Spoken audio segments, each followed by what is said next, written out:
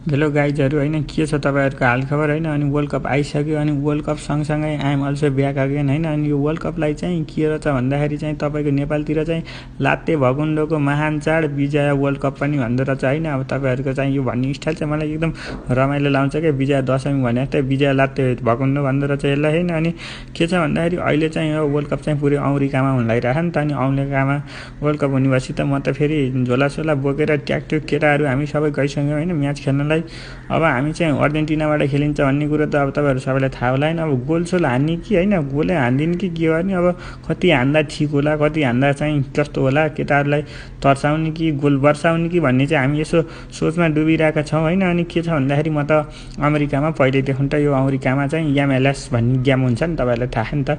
त्यो गेम खेलिरहेको बानी है। अहिले चाहिँ मलाई त अमेरिका त पुरै आफ्नै होम ग्राउन्ड जस्तै लागिसक्यो होइन। अनि ती ट्रम्प काका पनि यस्तो रमाइलो मान्छे छन् है। ट्रम्प काकाले पनि मलाई फेरि आफ्नै दाइको छोरो जस्तै गर्छन् कि कहिलेकाहीँ काका छोरा जस्तो पनि गर्छन् कहिलेकाहीँ दाइको छोरो जस्तो गर्छन् होइन।